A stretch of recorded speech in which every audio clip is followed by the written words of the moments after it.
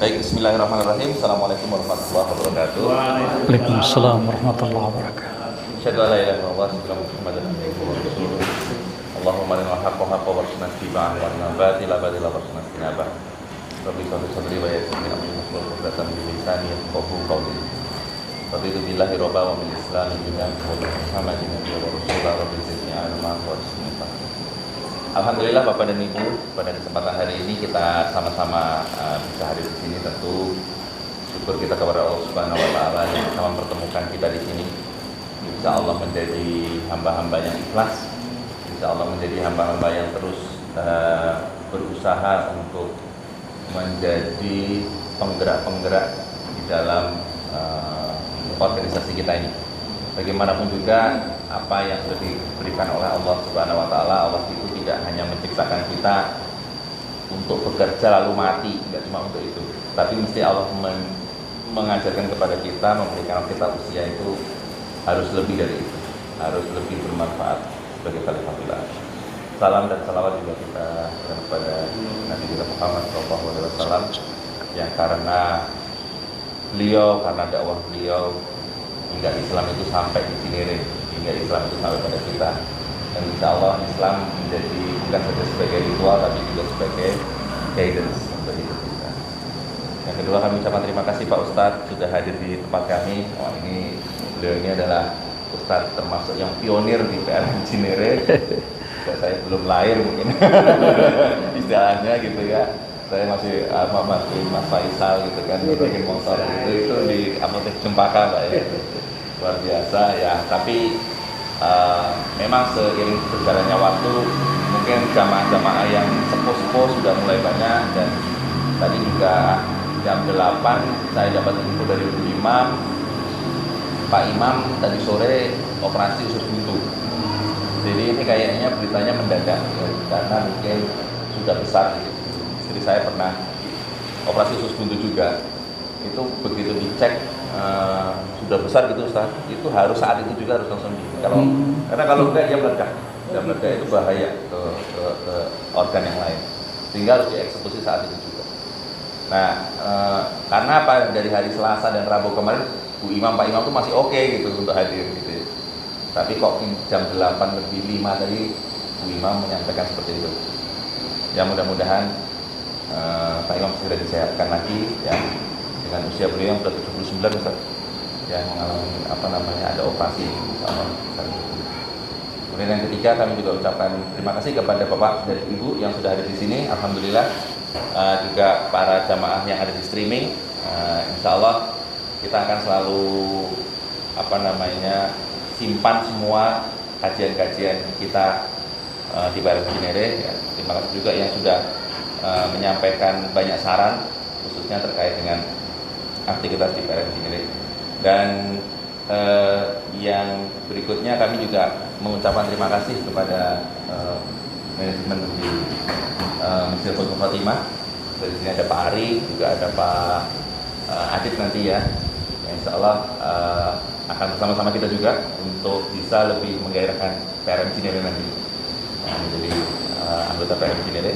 Dan tentu saja ini akan menyegarkan karena salah satu syarat untuk menjadi sebuah ranting itu kan ada kaderisasi ya Ustaz ya, untuk penyegaran. Kadang-kadang ya namanya manusia ada kebosanan, ada apa, itu dengan ini ada segar lagi gitu. Ini yang mungkin kita perlu terus kembangkan sekaligus untuk mensiarkan lah, untuk memperluas siar dan sebagainya. Dan memang pengajian hari ini kita lakukan di Masjid Fathul Khotimah. Ini masjid yang selama ini kebetulan saya ngebantuin Pak Ari selama ini gitu ya, bersihin di sini gitu. Tapi Pak Arinya Menteri Keuangan beliau, jadi Menteri Keuangan masjid ini, jadi beliau sudah sangat familiar di sini. Dulu di UMJ beliau Ustaz, jadi ya sudahlah saya belajar dari beliau kan. Nah di sini kebetulan juga sudah ada amal usaha gas sama aqua, dan itu melayani ratusan warga yang ada di sini, sehingga beliau juga sudah inline lah dengan mirip kayak Muhammadiyah gitu ya, sudah sama lah kan.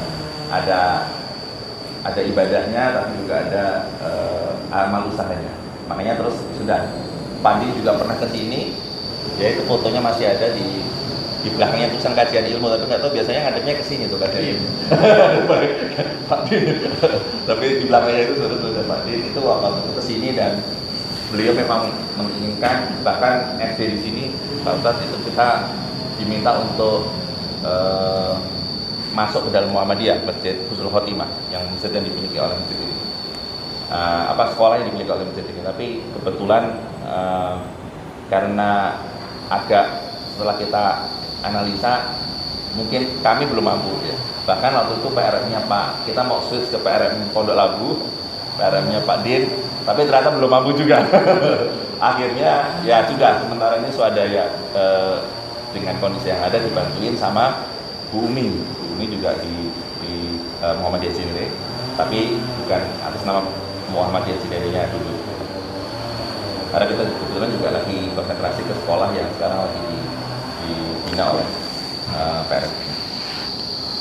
Itu saja mungkin sedikit yang bisa kami sampaikan, dan hari ini khususnya di bulan ini insya Allah Muhammadiyah akan milad ke 113. Jadi saya pas menghubungi Pak Ustadz, beliau bagus sekali, temanya yang akan diangkat hari ini adalah tema tentang bagaimana kita untuk menjadi sebuah, Assalamualaikum Pak Kepala Sekolah, ya, sebuah harmoni bagaimana menciptakan sebuah masyarakat yang sejahtera itu seperti apa sih teman-teman? Terima kasih sekali Pak Ustadz bisa menyampaikan kepada kita, karena ini sangat penting sekali. Baik, itu saja. Nanti setelah acara ini bagi pengurus ranting, nanti kita ada musyawarah pimpinan ranting Muhammadiyah. Jadi bukan musyawarah ranting Muhammadiyah, tapi musyawarah pimpinan ranting. Dikasih tahu sama Pak Tias kemarin. Harus ada pimpinannya. Karena musyawarah ranting itu 5 tahun sekali. Oh ya siap. Oke, baik, saya kira itu saja. Terima kasih kepada Pak Ustadz. Kami persilahkan. Kami tutup. Assalamualaikum warahmatullahi wabarakatuh. Waalaikumsalam. Assalamualaikum warahmatullahi wabarakatuh. Alhamdulillahirabbil alamin. Wal 'aqibatu lil muttaqin wa la 'udwana illa 'alal zalimin. Asyhadu an la ilaha illallah al-malikul haqqul mubin. Wa asyhadu anna Muhammadan abduhu wa rasuluhu al-mab'us rahmatan lil alamin.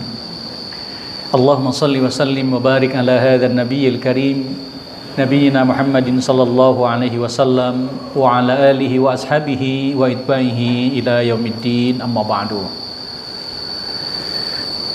Ketua Pimpinan Ranting Muhammadiyah Cinere yang saya hormati beserta seluruh anggota dan jamaah sekalian, kita bersyukur kepada Allah Subhanahu wa taala pada pagi hari ini bertemu kembali dalam pengajian rutin Pimpinan Ranting Muhammadiyah Cinere. Sebagai bagian dari Aum Muhammadiyah, tanpa ada pengajian bukan Muhammadiyah. Itu ya. Jadi kalau misalnya ada sekolah, ada toko, nggak ada ngajinya, itu bukan Muhammadiyah itu. Ya, justru inti dari Muhammadiyah itu di pengajiannya. Boleh jadi nggak punya sekolah, boleh jadi nggak punya toko, tapi kajiannya rutin. Itu Muhammadiyah itu lain. Apalagi ada kajiannya, ada amal usaha ekonominya, ada sekolahnya, lengkap lah gitu ya. Rasanya Cinere akan melangkah ke sana, insya Allah ya. Jadi ada pengajiannya, tablignya yang menjadi ruh dari persyarikatan, ya. Kemudian juga ada aumnya sebagai bagian dari sumbangsih Muhammadiyah untuk kesejahteraan umat. Jadi Muhammadiyah memang harus dirasakan kehadirannya oleh seluruh umat gitu ya. Apalagi memang tema Milad 113 ini itu mengangkat tema kesejahteraan. Ya, tema Milad Muhammadiyah nanti Muktamar Muhammadiyah yang di Medan itu diawali dengan mengangkat tema kesejahteraan untuk bangsa itu. Nah, tentu ini menjadi cukup signifikan bagi kita sebagai warga persyarikatan, sebab kalau dibilang bagaimana sumbangsi Muhammadiyah kepada bangsa, ya insya Allah sudah banyak yang diberikan Muhammadiyah kepada bangsa ini. Universitas dari sisi pendidikan, perguruan tinggi milik Muhammadiyah itu kan lebih banyak daripada universitas milik negara gitu ya. Belum sekolahnya, belum pondok pesantrennya, ya, belum TK, TPA dan seterusnya. Dari amal usaha pendidikan Muhammadiyah sudah cukup banyak memberikan kontribusi. Bahkan di Indonesia Timur itu ada Universitas Muhammadiyah, hampir 80% mahasiswanya non-muslim. Ya, mereka senang sekali dengan kehadiran pendidikan Muhammadiyah. Artinya memang Muhammadiyah dari sisi pendidikan sudah melewati batas teologis gitu. Asal jangan ada istilah Muhammadiyah Protestan aja. ya Muhammadiyah lah, nggak usah ada Muhammadiyah Protestan, nggak ada Muhammadiyah apa gitu ya. Nah, ini kita juga bersyukur karena Muhammadiyah sudah berkiprah, berkontribusi bagi bangsa itu. Kalau tidak salah Pak Adin pernah nyinggung juga itu, negara itu punya utang BPJS kepada Rumah Sakit Muhammadiyah berapa itu ya. Artinya apa? Artinya dari sisi kesehatan, rumah sakit sebagainya itu Muhammadiyah sudah berkontribusi. Nah, persoalannya kemudian bagaimana ke nilai-nilai kesejahteraan itu juga harus turun dipahami ke lingkungan atau di anggota masyarakat atau di anggota Muhammadiyah di ranting. Karena memang ujung tombaknya adalah ranting. Justru kalau rantingnya tidak bergerak, saya yakin dan percaya di atasnya juga nggak akan bisa bergerak apa-apa. Tapi bayangkan kalau ranting-rantingnya menggeliat semuanya, maka otomatis itu cabang itu hidup. Jadi nyawa cabang, nyawa daerah, nyawa seterusnya itu ada di ranting. Gitu. Makanya penting sekali pengajian ataupun tablik-tablik di ranting itu harus tetap berjalan. Gitu ya. Karena itulah maka sebagai bagian dari rasa syukur kita kepada Allah Subhanahu wa taala, pada pagi hari ini kita bisa berkumpul, mudah-mudahan menjadi bagian dari refleksi kita. Ya. Saya memang dilahirkan dari kader, dari orang tua yang berjuang merintis Muhammadiyah di kampung kami gitu. Ya, dan perjuangan orang-orang tua kita itu saya maknai betul untuk juga bisa menjadi refleksi juga untuk di tempat yang lain. Bersyukur saya bisa bersilaturahim hari ini kepada seluruh pengurus pimpinan ranting Cinere. Kemudian bersalawat kepada Rasulullah SAW. Setelah kita bersyukur, mudah-mudahan salawat dan salam kita juga sampai kepada para keluarga beliau, para sahabat, ya, tabi'in dan sampai kepada umatnya sampai saat ini. Ayahanda dan ibunda yang saya muliakan, jadi saya ingin mulai dulu dari sedikit menyinggung. Kalau saya, mudah-mudahan saya tidak keliru ya. Wilayah Cinere, Sawangan itu sebenarnya Muhammadiyah itu hampir berbarengan masuknya dengan Muhammadiyah di kampung kami, kampung saya. Kira-kira tahun 1962. 1962 berdiri ranting Muhammadiyah di tempat kelahiran tuh. Makanya tadi ketemu Bapak, bicara Bapak Amiruddin Siregar, Masya Allah nyambung ya. Nanti mungkin beliau bisa ngasih gambar Pak Amiruddin itu kayaknya begini. Kalau saya cuman Pak Amiruddin Siregar, karena pernah diceritakan orang tua kita. Salah satunya adalah sebagai strategi, karena dulu pengajian Muhammadiyah sering diganggu, sampitin batu dan sebagainya. Nah, ketika yang dihadirkan Letnan Kolonel Amiruddin Siregar, mau apa dia? Gitu kan? Dulu waktu masih jahiliyah dalam tanda petik. Sekarang kan sudah nyaman ya. Nggak ada lagi pengajian Muhammadiyah yang diganggu, nggak ada. Nah, sekarang sudah nggak diganggu, nggak ngaji, yang repotnya itu. Dulu orang tua kita diganggu, disambitin batu, nggak mundur. Hidup terus sampai sekarang. Ini sekarang kita menghadapi dilema. Pengajiannya sudah aman, tidak diganggu, nggak ada ngaji. Nah, ini yang harus kita jawab gitu ya. Makanya sedikit apapun, seberapapun yang hadir, tablik di Muhammadiyah di ranting-ranting harus jalan. Begitu. Stok, kalau bicara stok kader dai Muhammadiyah, insya Allah cukup.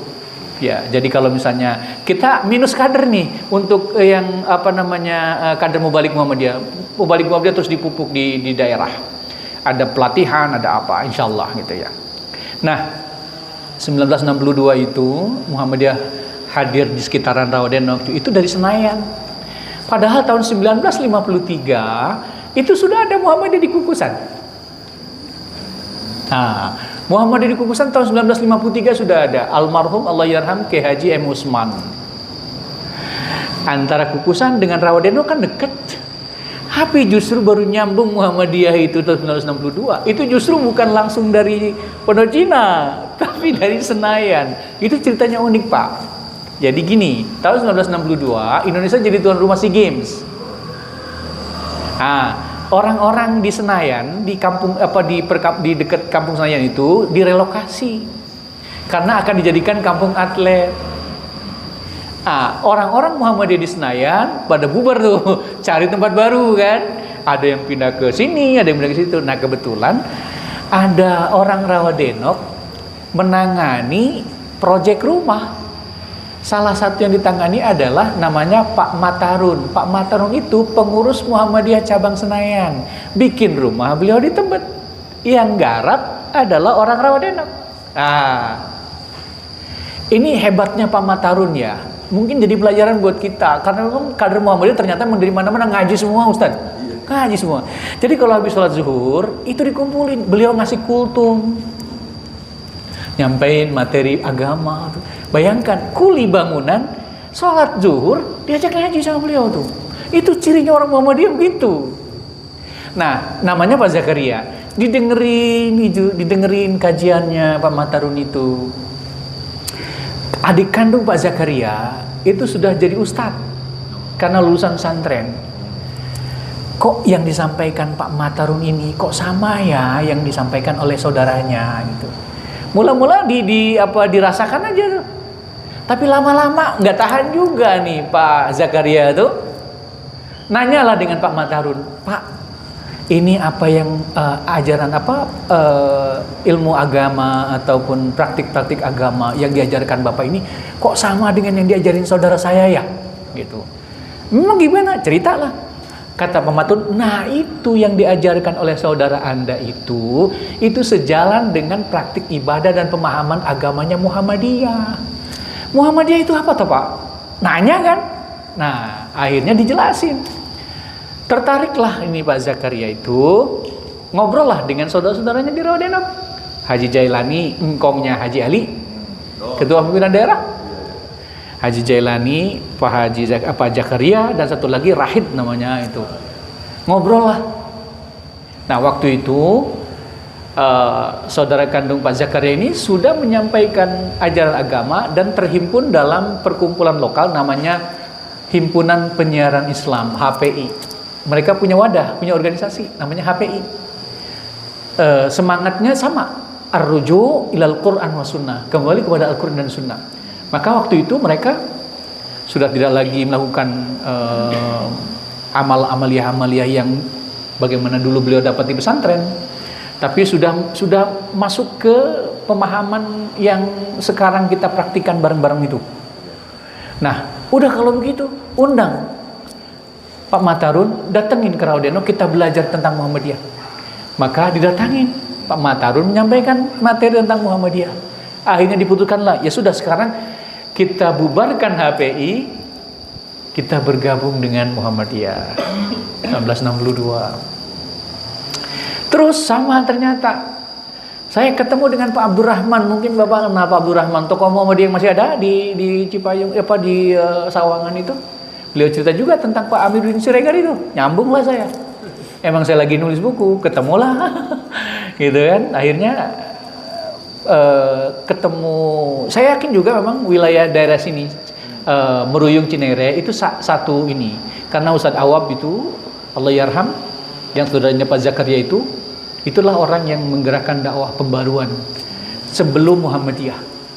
Makanya saya sering sampaikan kepada keluarganya, Mu'alim Awab itu Muhammadiyah sebelum masuk Muhammadiyah. Karena ajarannya sudah lebih dulu seperti yang diamalkan Muhammadiyah dan akhirnya kemudian dibubarkan, bergabung dengan Muhammadiyah. Maka saya katakan, Bapak itu sudah Muhammadiyah sebelum masuk Muhammadiyah. Emang apa namanya? Kalau penulis begitu, Ustaz. Jadi gimana nih nyusun kalimat yang kira-kira menarik gitu ya. Baik, nah dari Senayan itu hadir di Depok bagian barat. Kira-kira Cinere dan Meruyung itu samalah kira-kira begitu. Nah ini yang menarik. Pada saat Muhammadiyah sampai ke sini, ke wilayah kita di Depok Barat ini, itu pimpinan pusat Muhammadiyah itu dipimpin oleh Kiai Haji Ahmad Badawi. Nah, gitu. Jadi kita ketemu nih. Ya, pada masa itu Kiai Haji Ahmad Badawi menjadi ketua pimpinan pusat Muhammadiyah. Nah, Kiai Haji Ahmad Badawi ini, masya Allah, beliau bisa menahkodai Muhammadiyah hingga selamat. Kenapa selamat? Muhammadiyah waktu itu dirongrong oleh PKI. Hampir-hampir saja Muhammadiyah juga ikut dibubarkan. Sebab berhasil kan jebakan PKI kepada Pak Soekarno itu kan berhasil membubarkan Masyumi kan. Sementara pengurus Muhammadiyah banyak yang ada di Masyumi. Pendekatan Kiai Haji Ahmad Badawi itu sangat strategis karena beliau adalah penasihat Presiden Soekarno. Jadi beliau lah yang mengajarkan tentang Islam secara pribadi kepada Pak Karno. Makanya Pak Karno kan merapat ke Muhammadiyah itu ke Kiai Haji Ahmad Badawi. Muktamar 1953 ketika beliau terpilih ya. Maaf, Muktamar Muhammadiyah ke-35 ya, tahun 1962 1965 itu Pak Karno kan menyampaikan pidato, dan disitulah kemudian orang-orang yang sayap kiri itu kepanasan itu, karena Pak Karno bilang makin lama makin cinta. Saya kalau ketemu orang tua kita yang lebih banyak itu, saya malah tertarik banget tuh, pengen dengerin ceritanya gitu ya. Bapak mungkin paham itu, ya. Disitulah kalimat makin lama makin cinta yang bikin orang-orang yang ingin meracuni dan ingin mempengaruhi Pak Karno untuk berseberangan dengan Islam itu, ketika beliau menyampaikan di muktamar seperti itu kaget. Dan berkat kepiawaian Pak Ahmad Badawi dekat dengan Presiden Soekarno, Muhammadiyah selamat. Tapi beliau bukan penjilat, punya karakter gitu ya. Dan akhirnya kemudian bisa mengantarkan Pak Karno punya hubungan ideologis dengan Muhammadiyah. HMI hampir-hampir saja. Kalau bukan karena Pak Kiai Haji Ahmad Badawi, HMI selesai itu Pak. Karena yang dihantam juga oleh PKI kan HMI juga. Dr. Sulastomo waktu itu datang ke Pak Badawi minta saran supaya kemudian beliau bisa melobi Pak Soekarno. Mohon maaf nih, saya kadang-kadang suka gregetan juga dengan teman-teman HMI yang seolah-olah melupakan jasa Muhammadiyah tuh. Ya, cuma kalau nggak Pak Ahmad Badawi waktu itu kena juga, bubar juga, karena memang saya PKI kan memang ingin betul-betul memberangus itu kan. Makanya kan Muhammadiyah di waktu itu dituduhnya adalah anti Nasakom, anti Pancasila gitu. Tapi hebatnya Pak Badawi itu, beliau kadang-kadang kalau nasihatnya panjang, dia tulis surat. Surat. Jadi nggak dilampaikan secara langsung, tidak. Nanti ketika mereka bertemu dimasukkan ke jasnya Pak Soekarno. Nanti di waktu-waktu senggang Pak Soekarno dibuka surat Kiai Haji Ahmad Badawi. Itu semuanya isinya nasihat. Jadi suatu waktu Ustaz Ibnu kalau dikunjungi Pak Camat, tulis surat aja, masukin gitu. Pesan dari Muhammadiyah. Dikira amplop malah. Makanya itu yang khawatir gitu. Oh, ini tumben nih ketua pimpinan ranting ini apa? Mudah-mudahan cukup. Nggak taunya surat. Ya, jadi Pak Ahmad Badawi ini membawa Muhammadiyah menjadi selamat gitu ya, karena perjuangan beliau yang sangat luar biasa. Beliau ini santri betul, nyantri hampir 19 tahun beliau itu dari pesantren ke pesantren. Makanya Muhammadiyah pada masa beliau itu fikihnya luar biasa, kuat sekali. Baik, nah salah satu hal yang ingin dicita-citakan Muhammadiyah sejak awal adalah bagaimana terciptanya baldatun thayyibatun wa rabbun ghafur, negeri yang indah, negeri yang baik, dengan rahmat Allah yang Maha Pengampun. Nah, hayatan thayyibah di dalam Al-Qur'an juga disinggung. Ya, hayatan thayyibah itu sebenarnya prasyarat untuk sampai kepada baldah thayyibah. Itu. Dan hayatan thayyibah itu memang harus dimulai dari setiap individu kaum muslimin, gitu ya, yang tertata mulai dari keluarga, kemudian lingkungan yang lebih sedikit lebih meluas, sampai kemudian lingkungan yang lebih luas lagi. Jadi kita bisa bayangkan kalau setiap individu di rumah tangga itu semuanya hayatan thayyibahnya sudah terbangun, terus tetangga semuanya hayatan thayyibah yang dibangun, maka akan jadi sebuah kampung yang pernah digagas oleh pimpinan pusat Aisyah, Qaryah Thayyibah. Aisyah itu udah bicara tentang Qaryah Thayyibah loh, luar biasa itu. Ibu-ibu kita itu udah bicara tentang konsep Qaryah Thayyibah, berangkat dari hayatan thayyibah untuk menggapai tujuan yang lebih besar, yaitu baldatun thayyibah. Man 'amila shalihan min dzakarin aw unsa wa huwa mu'minun falanuhyiyannahu hayatan thayyibatan. Bahwa siapa yang mengerjakan kebaikan, baik laki-laki maupun perempuan, sedangkan dia seorang mukmin, sungguh pasti akan kami berikan kepadanya kehidupan yang baik. Ya. Walanajiyannahum ajruhum bi ihsanin ma kanu ya'malun, dan kami beri balasan dengan pahala yang lebih baik daripada apa yang selalu mereka kerjakan. Surat An-Nahl ayat 97. Nah, jadi hayatan thayyibah. Saya buka tafsir At-Tabari, Ibnu Jarir At-Tabari, Jami'ul Bayan an Ta'wili Ayil Quran. Di sini hayatan thayyibatan beliau turunkan beberapa nukilan riwayat. Apa sih yang dimaksud dengan hayatan thayyibah? Ada beberapa riwayat, kemudian saya ambil poinnya. Yang pertama yang dimaksud dengan hayatan thayyibatan itu adalah ar-rizqut thayyibu fid dunya. Ya, rezeki yang baik, rezeki yang thayyib di dunia. Ini lebih kepada pemenuhan kebutuhan fisik. Rezeki yang thayyib itu. Biasanya Al-Quran kalau bicara soal rezeki, itu kata thayyib bergandengan dengan kata halal. Halalan thayyibah. Almarhum guru kami mengatakan, thayyiban itu lebih kepada spesifik orang yang makan. Halalan adalah spiritnya, semuanya harus halal. Tapi thayyib itu berlaku untuk individu. Kayak gimana contohnya ya? Gini deh kayaknya, orang yang punya asam urat, kolesterol, ada makanan halal dia, tapi bagi dia kurang thayyib, makanya agak ngerem juga. Karena halal tapi tidak thayyib untuk dia. Tapi bagi orang yang lain masih halalan thayyiban gitu. Nah, itu kira-kira begitu. Nah, rizqut thayyib fid dunya itu adalah bagian dari pesawat hayatan thayyibah. Orang yang hidup di dunia dipenuhi dengan rizki yang thayyib, rizki yang baik gitu, insyaallah itulah salah satu indikasi dia kehidupannya mendapatkan hayatan thayyibah. Yang kedua, ada lagi riwayat yang kedua, justru ditambahkan ar-rizqut thayyibu al-halal. Sudahlah thayyib halal itu. Maka bagi seorang muslim itu, apalagi warga Muhammadiyah, yang harus dipenuhi rentang rezeki itu adalah halalnya dulu. Banyak dikit belakangan. Gitu ya. Jangan sampai warga persyarikatan yang penting dapat duit. Urusan halal dan haram belakangan dah. Apalagi pakai istilah sekarang ini nyari yang haram saja sudah susah, apalagi yang halal. Itu nggak bener tuh. Iya kan begitu ya.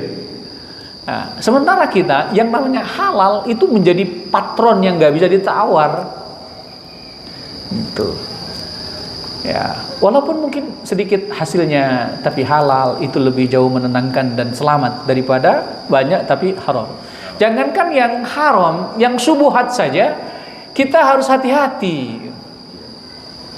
Subuhat kan nggak terlalu jelas kehalalannya, masih abu-abu lah kalau orang itu disebut abu-abu itu nggak jelas apa gitu ya.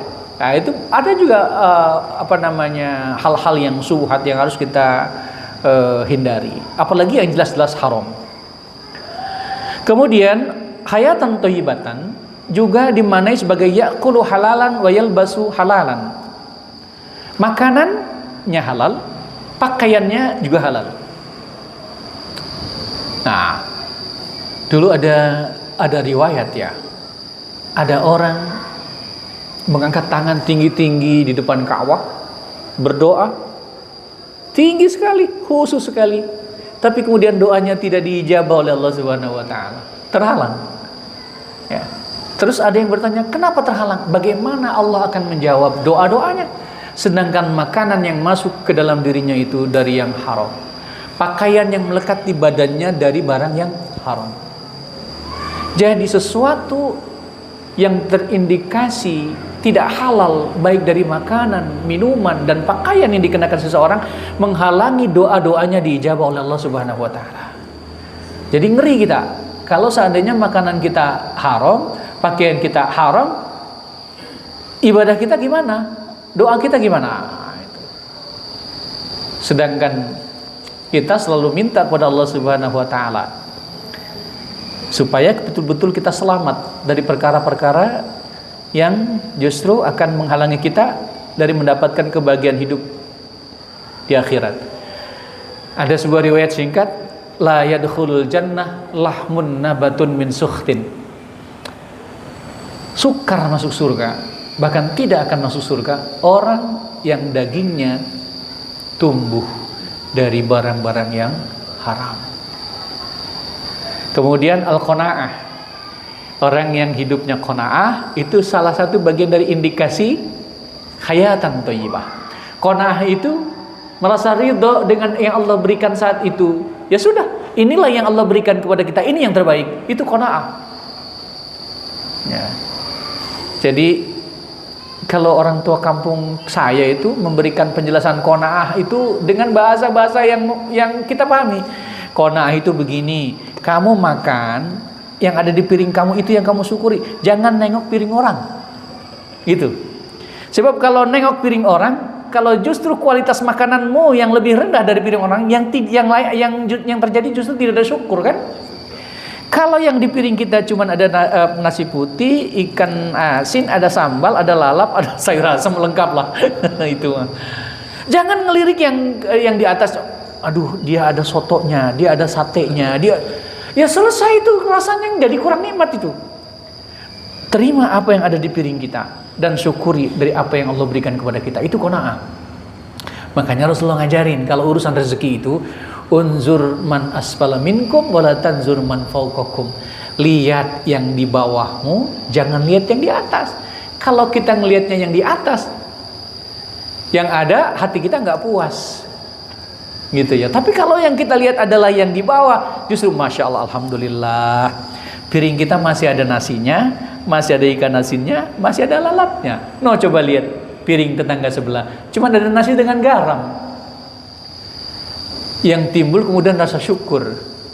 Kata yang hanya ada nasi dan garam saja, karena pandai bersyukur, alhamdulillah kita masih ketemu nasi dan garam. Tuh tetangga kita sebelah, kosong dia piringnya. Yang punya piring juga masih bersyukur dan qanaah. Alhamdulillah ya, kita masih punya piring. Dan seterusnya gitu ya. Artinya apa? Artinya memang orang yang hidup dengan qanaah, dia akan selalu merasa cukup. Karena inti dari qanaah itu merasa cukup.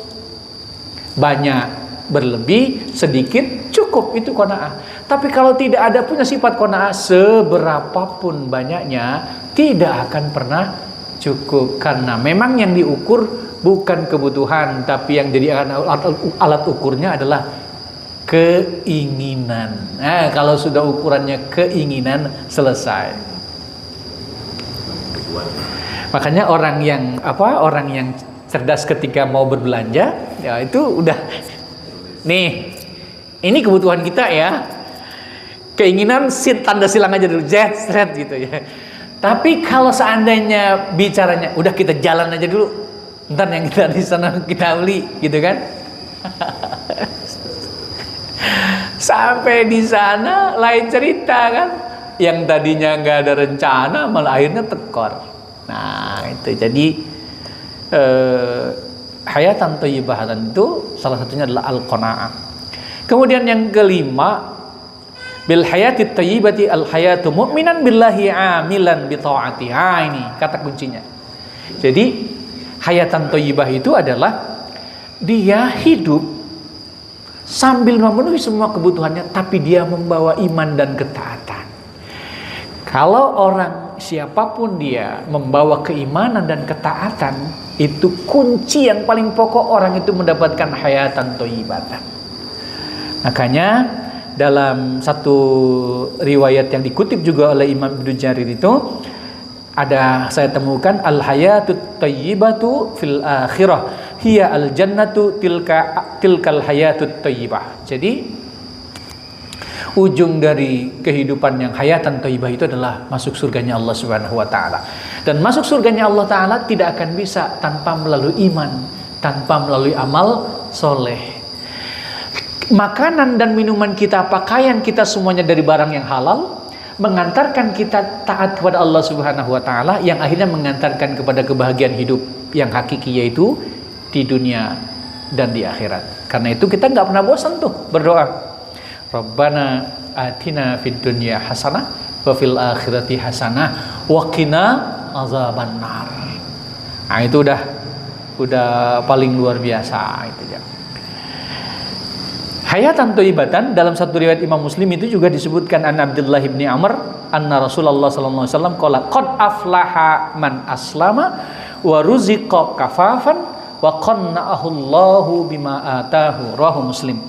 Sungguh beruntung orang yang masuk Islam kemudian mendapatkan rizki yang secukupnya dan Allah menganugerahkan kepadanya sifat qanaah dengan rizki yang Allah berikan kepadanya.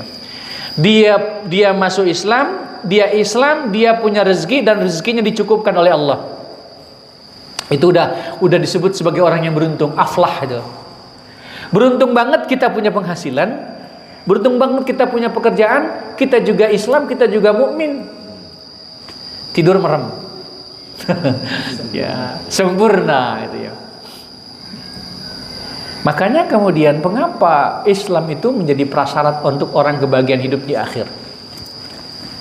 Satu kali saya temukan riwayat ini dalam sebuah kitab namanya At-Ta'amul, judulnya At-Ta'amul ma'a ghairil muslimin.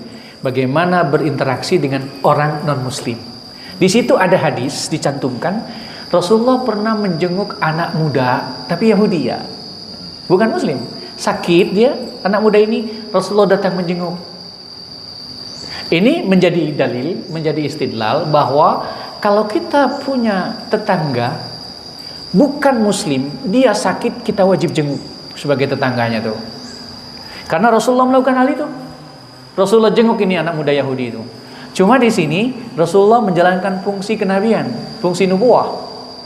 Beliau juga berdakwah. Rasulullah SAW ketika ya biasalah yang namanya orang jenguk kan ngobrol-ngobrol, didoakan sembuh ya pastilah. Orang kita kalau jenguk orang sakit kan pasti kita doakan sembuh, biar cepat sembuh gitu kan. Tapi Rasulullah kemudian menyampaikan sesuatu yang paling inti. Rasulullah ngomong sambil berbisik, ngomongnya berbisik sih gitu ya. Kata Rasulullah sama anak muda ini, aslim anta taslam. Hayo masuk Islam, kamu akan selamat. Rasulullah bisik begitu, ini anak muda agak terkejut juga. Ayahnya kan ada di sampingnya tuh. Dia lirik ayahnya. Kira-kira nengok begini, gimana ini ya itu kira-kira. Tapi ayahnya si anak muda ini kemudian menyampaikan sesuatu kalimat yang luar biasa. Apa katanya? Afi Abul Qasim. Ikuti, turuti, taati apa yang diajak oleh Abul Qasim. Abul Qasim itu artinya ayahnya Qasim.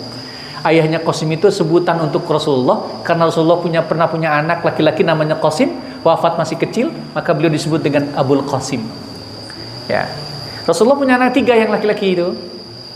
Abdullah, Qasim dan Ibrahim. Qasim dan Abdullah lahir dari rahim Khadijah bintu Khuwailid radhiyallahu anha, sementara Ibrahim lahir dari Maria Al-Qibtiyah yang juga wafat waktu masih kecil. Berbarengan ketika Ibrahim wafat terjadi gerhana matahari di Madinah. 75% Madinah gelap. Gerhana matahari itu. Sampai-sampai kemudian umat pada ini gerhana ini terjadi karena putra Muhammad wafat. Nah, jadi masih ada bau-bau khurafat mistis gitu kan. Maka Rasulullah SAW kemudian meluruskan anggapan itu. Diajak masyarakat untuk melaksanakan sholat dan Rasulullah berkhutbah.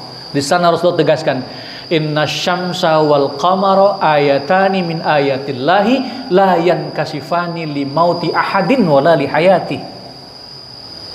Matahari dan bulan itu dua dari tanda-tanda kekuasaan Allah. Dia tidak terpengaruh jadi gerhana karena kematian atau kehidupan kelahiran seseorang. Selesai semua. Jadi nggak ada hubungannya itu. Karena memang yang dijaga betul Rasulullah kan dari awal kan memang membersihkan itu kan, membersihkan khurafat gitu kan, membersihkan syirik gitu. Ketika masih ada semangat isme-isme yang dulu jahiliyah itu masih muncul, diluruskan lagi Rasulullah. Saya juga pernah membaca mudah-mudahan riwayatnya nanti kita telisik lagi. Pada masa Khalifah Umar bin Khattab itu beliau pernah menebang pohon, namanya pohon Ridwan. Pohon Ridwan ini dulu pernah di situ terjadi baiat Ridwan di bawah pohon rindang, toh. Setelah Rasulullah wafat, banyak orang berkunjung ke pohon Ridwan ini. Dia gantungkan pedangnya di situ dan mereka mendirikan sholat di situ. Kata Umar, ini nggak beres lama-lama nih. Bisa jadi tempat ini dianggap sebagai kultus. Nggak mau pikir lagi, tebang pohon itu untuk mencegah orang terjebak kepada perbuatan syirik. Itu dalam kajian usul fikih, apa yang dilakukan oleh Khalifah Umar itu disebut dengan sadduz zari'ah, mencegah penyelewengan gitu ya. Maka pokoknya harus dibuang. Karena pokoknya ini pohonnya ditebang. Nggak datang lagi tuh. Jadi kalau ada indikasi-indikasi yang begitu kita harus jeli nih. Gitu ya.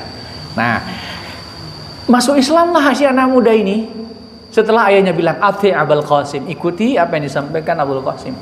Maka Rasulullah kemudian keluar, dan Rasulullah kemudian setelah sampai di luar rumah sempat menyampaikan mengucapkan doa rasa syukur. Kata Rasulullah, alhamdulillahilladzi anqadhahu minan nar. Segala puji bagi Allah yang telah menyelamatkan anak muda ini dari api neraka. Kesimpulannya, supaya selamat di akhirat, kuncinya harus Islam. Gitu ya. Makanya orang sudah masuk Islam, diberikan rezeki yang cukup, wah itu dalam hadis riwayat Imam Muslim itu adalah sudah aflah, sudah syukurnya, sudah mendapatkan keberuntungan. Nah, ini tadi saya sebut. Jadi pada Milad Aisyah ke-108 tahun 2017 ini Qaryah Thayyibah udah digagas nih. Ya, jadi nanti bisa dilacak itu apa saja sih yang dikehendaki dari Qaryah Thayyibah yang digagas oleh Aisyah itu. Rasanya bisa dikembangkan di setiap ranting, dan rasanya juga Cinere sudah punya, kan udah punya toko ya. Itu kan memang ada ini, penguatan koperasi perempuan dan ekonomi berbasis komunitas. Itu kan masuk di situ. Ya. Kalau kita punya rumah pekarangannya masih lumayan, itu kan bisa kita kembangkan juga. Jadi dengan pertanian organik gitu ya. Tapi harus belajar dulu, jangan cuma coba-coba. Ya, kalau belajar dulu kan dapat ilmunya itu. Itu saya lihat beberapa kawan-kawan yang mengembangkan itu bagus juga itu.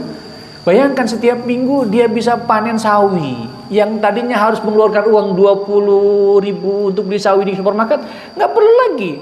Tinggal ambil cabai gitu ya. Sayangnya kita nggak punya lahan gitu ya. Walaupun bisa dengan lahan yang sempit dengan dengan media tanam gitu ya. Nah, sebenarnya tujuannya apa? Agar Qaryah Thayyibah itu terbangun kesejahteraan dari lingkungan tinggal kita gitu. Memang ini menggunakan idiom Qaryah. Qaryah itu kan kampung ya. Ya, desa gitu. Nah, sekarang kan kita orang Cinere kan nggak tinggal di kampung, nggak di desa kan. Tapi kayaknya suasananya juga masih asri nih. Atau kalau mungkin daerah sini aja yang asri ya gitu ya. Gitu. Tapi kalau yang punya pekarangan itu bisa disulap untuk memenuhi kebutuhan sehari-hari yang bisa diandalkan gitu ya. Apalagi kalau diseriusi ya untuk wilayah-wilayah ataupun tempat-tempat tinggal ranting-ranting yang memang punya lahan yang cukup. Hadirin yang dirahmati Allah. Kira-kira di mana nih Ustaz? Di mana nih? Di Eropa Pak. Maksud saya Eropanya mana? Barangkali orang tua kita yang udah pernah jalan-jalan ke Eropa. Ini Swedia. Itu saya menemukan artikel yang ditulis oleh Dr. Yusuf Qaradawi Judulnya Ainas Sa'adah. Beliau mengulas tentang negeri Swedia yang diangkat oleh satu majalah, ya. Satu majalah ini sebenarnya majalah ini bukan majalah yang konsennya di dakwah, bukan. Tetapi kesimpulannya sangat menarik. Dikasih judulnya Ahlul Jannah Laisu Su'ada. Ini judul ini sebenarnya bagi saya menghentak banget. Ahlul Jannah Laisu Su'ada, penduduk surga yang tidak bahagia. Lucu kan? Penduduk surga yang tidak bahagia. Mana ada surga yang tidak membawa kebahagiaan? Tapi gambaran secara fisik, Swedia digambarkan seperti penduduknya adalah Ahlul Jannah Laisu Su'ada, penduduk surga yang tidak bahagia. Ya, kita bertanya-tanya, kenapa dia disebut seperti itu? Secara fisik ini, Pak. Dalam artikel itu ya, saya kutip, ya'ishuna fi mustawa iktisadiyin yusbihu wala yakadu yujadu fi hayatihim khaufun min faqrin aw syayukhatin aw bitalatin aw ayyi karithatin min kawarithil hayat fa inna ad-dawlata tadmanu likulli fardin yusibuhu syai'un min zalika i'anat dawriyah dohmitah bihaitsu la yajidu mawatina majallan lisyakwa minal awazi awil hajati fatasodiyati bihali minal ahwal. Penduduknya hidup pada tingkat ekonomi yang luar biasa tinggi, hampir seperti dalam mimpi. Dalam kehidupan mereka hampir tidak ada rasa takut terhadap kemiskinan, usia tua, pengangguran, atau berencana hidup apapun. Karena negara menjamin setiap warga yang tertimpa hal-hal semacam itu dengan tunjangan rutin yang besar. Dengan demikian tidak ada satupun warga yang memiliki alasan untuk mengeluh tentang kekurangan atau kebutuhan ekonomi dalam kondisi apapun. Jadi secara fisik selesai.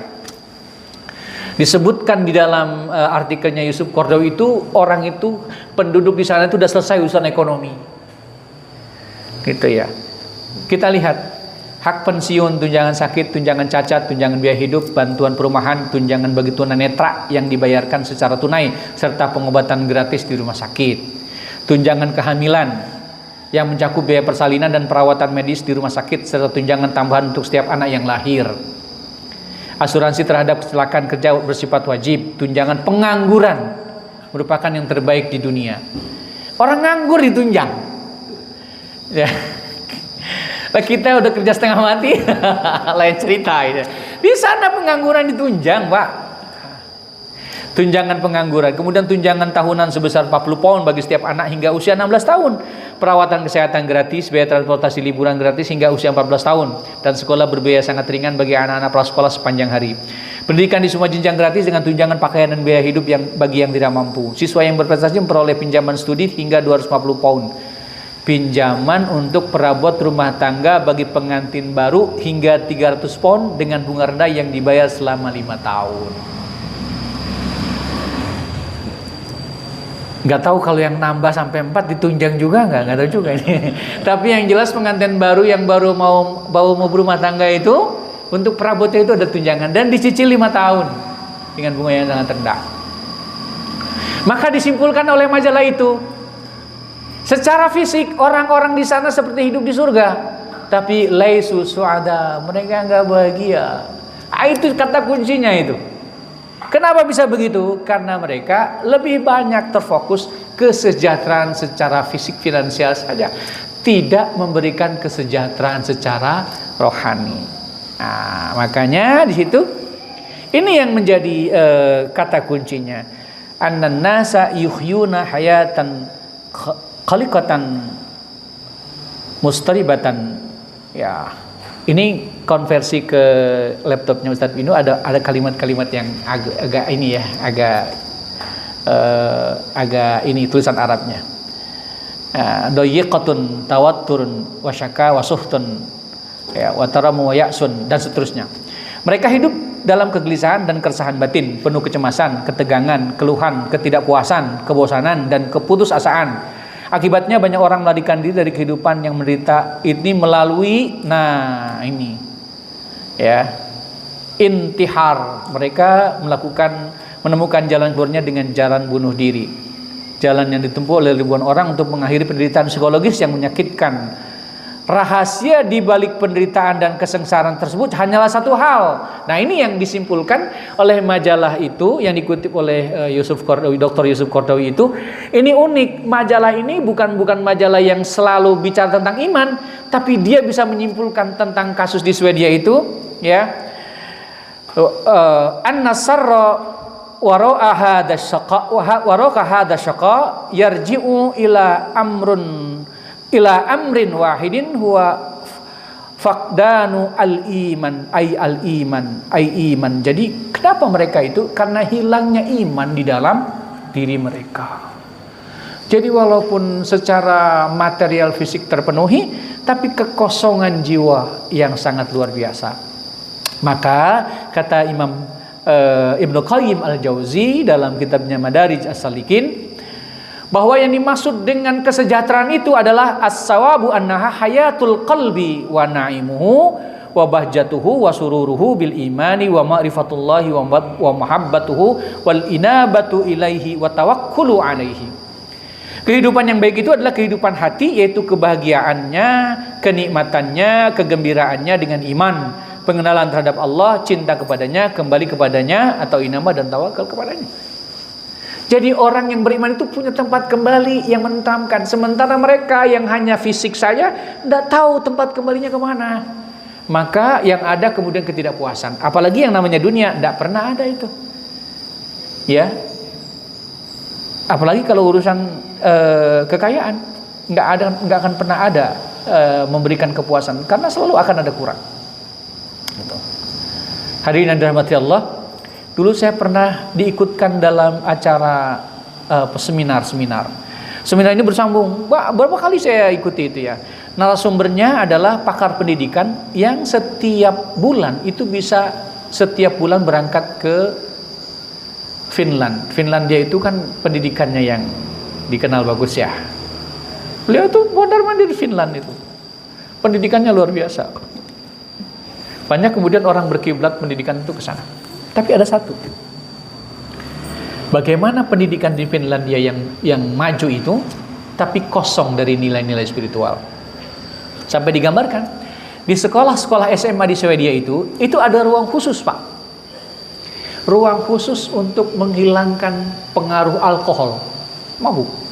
Jadi kalau ada guru mau ngajar, dia masuk di bawah pengaruh alkohol, udah boleh masuk dulu. Dia harus masuk ke ruangan itu dulu. Di ruang itu guru itu yang sedang mabuk itu bebas melakukan apa saja, disediakan semuanya itu. Ada sarung tinju, ada alat pemukul yang bisa melampiaskan emosinya ketika mabuk. Nanti kalau pengaruh alkoholnya sudah hilang, baru dia diizinkan masuk kelas. Pertanyaan kita, macam mana pendidikan itu di Indonesia? Gak bisa. Masa guru tukang mabuk disuruh ngajar? Nanti akan berlaku itu istilah guru kencing berdiri, murid kencing berlari. Jadi pembangunan fisiknya luar biasa, tapi ini nggak ada. Lah guru mabuk, coba bayangin. Ya kalau mabuk cinta lain cerita. Misalnya ada kepala sekolah, ada gurunya sedang mabuk cinta, itu halal. Tapi kalau mabuk alkohol ya ribet itu. Nah, itu di Finlandia seperti itu. Dan salah satu fenomenanya di Finlandia itu, kalau mau masuk musim, kan di sana kan kalau malam bisa berbulan-bulan, ya kan, siang berbulan-bulan. Itu kalau masuk musim itu, mereka dengan sesama kerabatnya sama itu selalu berpelukan. Selalu berpelukan. Apa kata mereka? Mudah-mudahan kita akan ketemu di musim tahun depan. Karena banyak yang stres pada saat musim malam terus itu, banyak yang membenturkan dirinya ke kereta cepat itu, Pak. Jadi di stasiun-stasiun di sana itu banyak orang mengakhiri hidup dengan cara itu. Jadi dia jatuhkan tubuhnya, hantam kereta, selesai. Kenapa? Karena tidak sanggup lagi menghadapi problem kejiwaan yang seperti itu. Tapi dari sisi pendidikannya luar biasa. Siapa yang menggagas pendidikan karakter? Yang menggagas pendidikan karakter itu namanya Kolber. Ya, Kolber itu ahli pendidikan karakter di Amerika. Tahu matinya? Meninggalnya itu bunuh diri, menceburkan dirinya ke laut. Karena apa? Putus asa, penyakit yang dideritanya nggak sembuh-sembuh. Tapi dia diagung-agungkan sebagai pelopor pendidikan karakter. Nah, sedangkan karakter yang bagaimana yang mau kita bangun? Sementara yang dibangga-banggakan sebagai pelopor pendidikan karakter, matinya bunuh diri karena putus asa. Maka tidak ada yang paling luar biasa kesempurnaan teladan kecuali keteladanan Rasulullah SAW.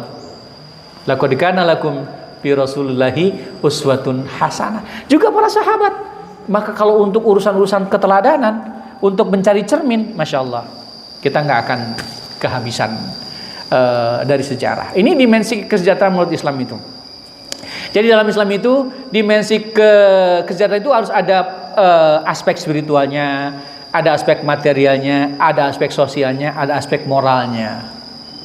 Jadi orang Islam yang spiritualnya sejahtera adalah mereka yang selalu terhubung dengan Allah karena imannya. Salatnya, zikirnya, ikhlas sabarnya terbangun terus. Secara material juga harus diusahakan pemenuhan kebutuhan dasar secara halal dan cukup. Jadi orang muslim kalau cari uang, cari makan harus ada labeling halalnya gitu ya. Makanannya, pakaiannya, kesehatannya. Dari sisi sosial, hubungan harmonis antar sama manusia, ya kan? Karena hubungan kita dengan Allah harus nyambung, hubungan kita dengan sesama manusia harus nyambung. Hablum minallahnya nyambung ke atas, hablum minannasnya secara ini juga harus tersambung. Karena itu Rasulullah pernah menyampaikan sebuah hadis, wallah la yu'min, wallah la yu'min, wallah la yu'min, sampai 3 kali. Para sahabat nanya, siapa ya Rasulullah? Alladzi yashba'u wa jaruhu ja'iun inda janibi.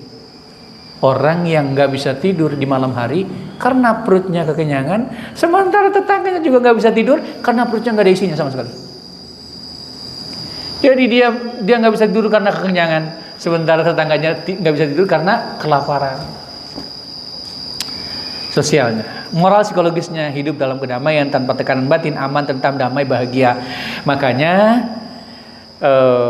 kehidupan yang bahagia itu salah satunya dari lingkungan sosial itu kalau kita bertetangga dengan tetangga yang baik, tetangga yang soleh.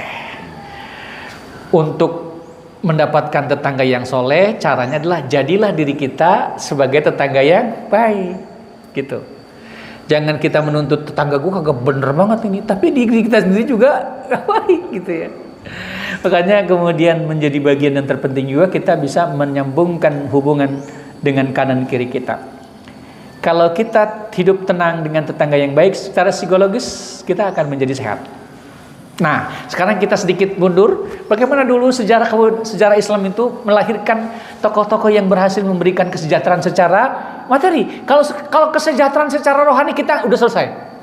Kenapa? Karena para sahabat adalah generasi terbaik Nabi kok. Iya kan? Khairul qurun qarni, kata Rasulullah. Summal ladzina yalunahum, summal ladzina yalunahum. Sebaik-baik masa adalah masaku, lalu kemudian masa sesudahku dan masa sesudahku. Artinya apa? Secara rohani, secara psikologis para sahabat itu sudah enggak kita pertanyakan lagi. Rohani mereka, kedekatan mereka kepada Allah itu dan sudah selesai lah. Nah, para sahabat itu juga memberikan contoh betapa mereka memberikan kesejahteraan sosial kepada kaum muslimin. Di sini saya kutip dari dari Abi Bakar Abdullah bin Muhammad bin Abi Syaibah, ya, Al-Kitab Al-Musannif fil Ahadits wal Asar, juz 4 halaman 326. Kana bil Madinati salasatu muallimina yuallimuna sibyan, fakana Umar bin Al-Khattab yarzuqu kulla wahidin minhum 15 kulla syahrin. Khalifah Umar bin Khattab itu di Madinah ada 3 guru yang ditugaskan untuk ngajar anak-anak. Setiap bulan mereka diberikan gaji 15 kulla syahrin, 15 dinar setiap bulan. 15 tadinya kan ini teksnya saya temukan cuma 15 saja. 15 apa? Ini 15 apa? 15 dirham apa 15 dinar? 15 dinar itu ukurannya emas. Kalau dirham ukurannya perak. Ada satu buku saya baca, ternyata yang dimaksud 15 ini adalah 15 dinar. Namanya, judul bukunya Seperti di Dunia Dongeng. Itu kumpulan kisah-kisah yang sangat menakjubkan dalam sejarah Islam itu. Ternyata 15 dinar. 15 dinar. 1 dinar itu 4,25 gram emas. Sekarang 1 gram emas berapa duit? 3 juta, Pak. Oh, luar biasa ya, Pak ya. Berarti kalau misalnya 1 gram 3 juta, berarti 3 juta kali 15. Itu gaji yang diberikan Khalifah Umar kepada pengajar. Ah, itu. Nggak, udah di atas kemana-mana UMR itu. Aduh, makanya bagaimana nggak sejahtera toh? Itu ya. Nah, kemudian fi zamanil Khalifah Umar bin Abdul Aziz azdahara al-iqtisadul islami hatta qila kana an-nasu yakhrujuna biz zakati fala yajiduna man ya'khuzuha. Pada masa Khalifah Umar bin Abdul Aziz itu petugas zakat keluar untuk apa? Mendistribusikan harta zakat. Tetapi la yajiduna may ya'khuzuha. Tidak ada orang yang berhak menerima zakat.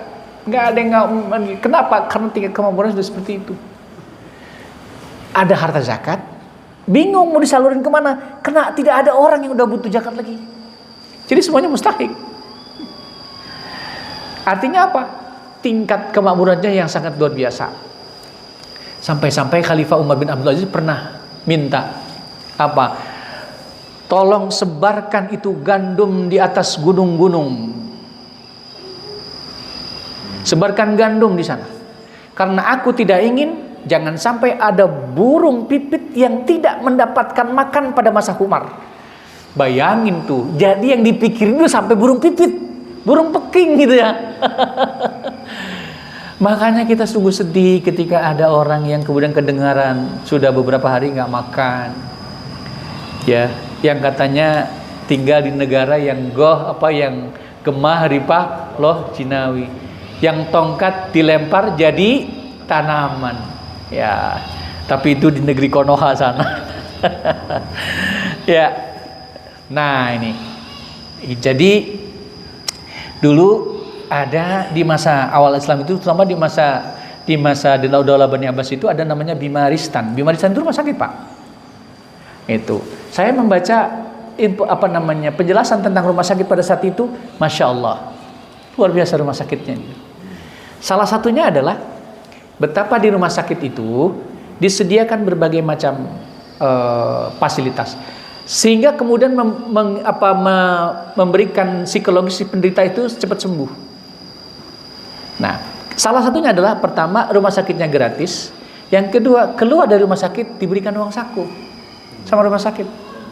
Bayangin nggak, orang sakit nggak mikirin biaya obat itu, tenang dia sembuh. Lain cerita kalau kemudian sudah di warning sama rumah sakit, besok pulang ya, ini biayanya, tapi nggak punya duit, sakit lagi dia. Jadi batinnya sakit, jasmaninya sakit. Tapi di masa keemasan Islam itu orang yang mau pulang dari rumah sakit itu disuruh diberikan uang saku. Jadi kalau Finlandia sekarang, dulu udah kayak gitu dalam sejarah keemasan Islam itu. Terus orang itu diuji, Pak. Ini pasien sudah dinyatakan sembuh, diuji. Diujinya gimana? Ditanya, apa masakan kesukaan Anda? Makanan kesukaan Anda apa? Sebut. Maka dihidangkanlah makanan kesukaan si pasien dalam porsi besar. Kalau dimakan habis, oh berarti memang udah sehatnya orang. Pulang. Bayangin, coba karena habis makan udah balik lagi itu. Maka ada yang unik, ada yang aneh. Satu kali ada orang datang ke rumah sakit minta dirawat. Padahal dia nggak sakit. Dokter tahu, Pak, dia nggak sakit. Tapi karena ini orang ngotot pengen dirawat juga, Pak. Dirawat sampai 3 hari, nggak sakit. Cuma apa? Hanya ingin menikmati fasilitas rumah sakit. Hari ketiga dokter nulis resep. Isinya, dalam Islam tamu tidak boleh menginap lebih dari 3 hari. Paham ya? Itu gitu ya. Kenapa? Ya karena itu tadi, karena memang fasilitas rumah sakit sedemikian rupa. Itu pada masa era keemasan Islam itu sampai seperti itu. Tapi mereka ahlul jannah suada, mereka itu adalah orang-orang ahli surga dan bahagia. Beda dengan yang tadi, ahlul jannah laisu suada. Yang tadi kenapa? Karena yang dikejar hanya kemakmuran fisik ekonominya, sementara rohaninya kosong. Aduh, masya Allah. Ini terakhir nih. Iya benar terakhir. Dulu pada masa Daulah Ayyubiyah, Kesultanan Ayyubiyah, Salahuddin Yusuf Al-Ayyubi. Nah, ini penting juga karena di sini ada kepala sekolah. Era masa Ayyubiyah itu kan era di mana mereka berhadapan dengan perang salib kan? Artinya apa? Pemerintahan banyak terkonsentrasi untuk urusan logistik perang. Tapi masya Allah, pada saat dalam kondisi seperti itu, mereka Salahuddin Yusuf Al-Ayyubi masih memperhatikan dunia pendidikan, termasuk soal gaji. Wasyarata as-sultanu Salahuddin minal ma'lumi fi kulli syahrin arba'ina dinaron mu'amalatan wa ja'ala an ma'lumin an nazaru fi awqafi al-madrasah asata dananira wa rattabalahu minal khabz fi kulli yawmin sittina ritlan bil misri ani wa taini min ma'in naili min ma'in nil.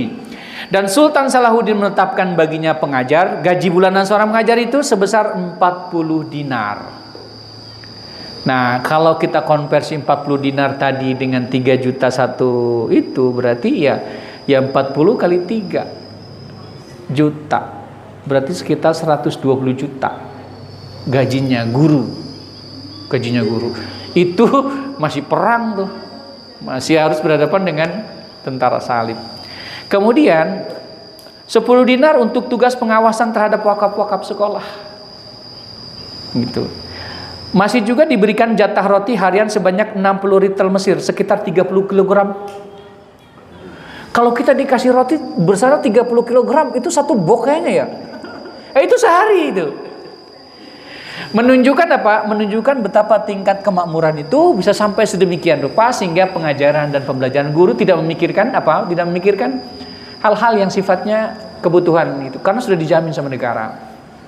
Nah, bahkan yang saya itu berpikir kadang-kadang, masya Allah, para penulis itu pada masa Abbasiyah itu luar biasa perhatian pemerintah. Kalau ada intelektual muslim, kalau ada ulama yang berhasil nulis kitab atau buku, maka bukunya ditimbang. Beratnya berapa bukunya? Diganti dengan emas. Jadi kalau ada orang nulis 10 jilid buku, 1 jilid setengah kilo isinya, berarti 2 jilid 1 kilo. Kalau 10 jilid berarti 5 kilo. Nah itu diganti sama emas. Makanya era kemajuan dalam Islam pada masa Abbasiyah itu luar biasa. Perkembangan ilmu pengetahuan luar biasa. Kenapa? Perhatian para penguasa, para khalifah luar biasa. Nah, kita berjuang di Muhammadiyah tentu tidak mengharapkan Muhammadiyah bisa memberikan kepada kita kesejahteraan, itu tidak. Tetapi kita sebagai warga Muhammadiyah ingin justru memberikan kesejahteraan kepada umat. Syukur-syukur kita punya badan usaha, dan badan usaha itu dinikmati juga manisnya oleh warga persyarikatan. Nah itu sangat penting. Mudah-mudahan PRM Cinere bisa ya Pak ya. Amin. Apalagi kan keker-keker nih kalau saya lihat orangnya. Kan kalau keker-keker kan enak gitu. Ya kalau misalnya ya loyo mau ngaji bingung, ini kita bagaimana untuk pengajian besok ya. Aduh belum ada yang siap ini ngasih konsumsi. Masih fokus kepada itu. Tinggalkan dulu. Dulu orang tua kita ngaji nggak pakai konsumsi jalan terus. Gitu ya. Tapi kalau ada konsumsi itu lebih baik. Gitu ya. Itu saya kan sudah rutin ngisi kajian di pimpinan Muhammadiyah Ranting Cipayung. Kalau saya hitung kayaknya udah 20 tahun saya ngisi pengajian malam Senin itu. Itu kalau malam itu mereka nyediain makan malam tuh Pak.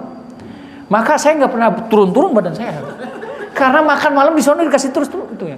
Lauknya segala macam itu. Itu sampai sedemikian rupa itu. Ya, tetapi memang ya begitu.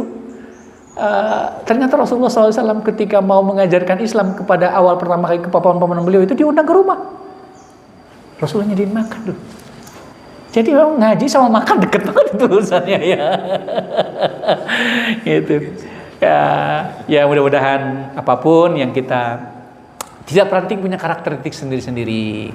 Cinere punya karakteristiknya seperti ini. Mungkin bisa berinovasi. Mana nih yang bisa bermanfaat untuk umat? Itu aja. Gitu. Sudah ada sekolah, alhamdulillah. Sudah ada toko, alhamdulillah. Jangan sampai sudah ada itu ngajinya kurang. Karena apa? Ruh Muhammadiyah itu ada di pengajian, ada di tablik. Mau 8 orang kek, mau 10 orang kek, jalan terus. Gitu. Mudah-mudahan kita seperti yang Ustaz Ibnu bilang, mudah-mudahan tetap istiqomah. Gitu ya, insya Allah mudah-mudahan demikian ibunda dan ayahanda semuanya. Demikian pertemuan kita pada hari ini. Jadi pada hari ini saya ada 2 tadi subuh di masjid di Meruyung ya, setia ini ya, besok subuh di Ranting Pulo, malam Senin di Ranting Pulo, begitu terus saja. Mudah-mudahan saya minta bantuan biar sehat ya. Dan memang seperti tadi Ustaz Ibu bilang, pionir kali ya, karena dulu waktu masih kita ngaji di Cempaka gitu. Ya, tadi saya cerita ada hal yang sangat menarik tuh ketika Cinere gitu. Mudah-mudahan kita semuanya selalu sehat dan orang-orang tua kita yang sudah sepuh, Pak Jubaidi gitu ya, Pak Dr. Al-Bahri juga, saya juga sudah tidak dengar lagi kabar beliau bagaimana, mudah-mudahan beliau juga sehat-sehat gitu ya. Dan orang tua kita yang lain, terkhusus orang tua kita hari ini Pak Imam yang sedang menjalani sudah selesai ya Pak ya, operasinya sudah ya, tinggal pemulihan. Mudah-mudahan beliau cepat kembali sehat walafiat dan bisa berkumpul kembali dengan seluruh pengurus untuk menghidupkan dakwah Muhammadiyah. Allahu a'lam bishawab. Subhanakallahumma wa bihamdika asyhadu an la ilaha illa anta astaghfiruka wa atubu ilaik. Billahi taufiq wal hidayah. Assalamualaikum warahmatullahi wabarakatuh. Terima kasih Bapak Ibu untuk pengajian hari ini. Mudah-mudahan bermanfaat dan nanti untuk setelah ini nanti untuk yang susah tidak bisa langsung melakukan rapat. Tapi jangan diterusin ya Pak. Jangan diterusin khususon ila arwahi, jangan.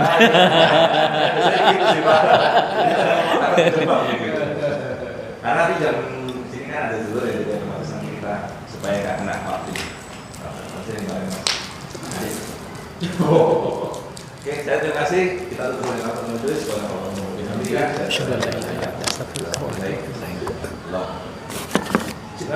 Ya, terima kasih. Langsungan Ustaz ya. Silakan Ustaz. Mangga Ustaz, mangga. Iya. Nanti ada acara lagi Pak Ustaz. Hari ini paling awal itu bangunan kita Peranting Pulau lagi bangun TK dan TPA. Gedungnya udah tua Pak. Khawatir bukan diperbaharui, bukan direnov Pak. Itu digempur nanti kita bikin baru lagi. Karena kalaupun biaya renov juga biayanya juga hampir sama dengan bikin baru kan. Makanya bikin baru dah. Bikin lagi ya. Ibu. Tuh Bu Yuyun.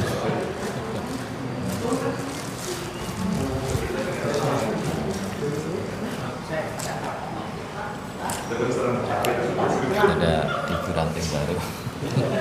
Bu Yuyun itu punya holding perusahaan. Oh iya. Yang mana Pak? Itu yang ibu yang pakai itu sebelah yang pakai jilbab itu. Baru bergabung dia punya grup holding di sana. Gedungnya yang di situ. Di Jalan Cinere Raya. Cinere. Tetangga saya. Baru masuk bulan ini. Dia dosen. Suaminya bendara umum Ixmi. Masya Allah. Ya. Dalam IKMI pusat. Iya. Andi Irma Patiro.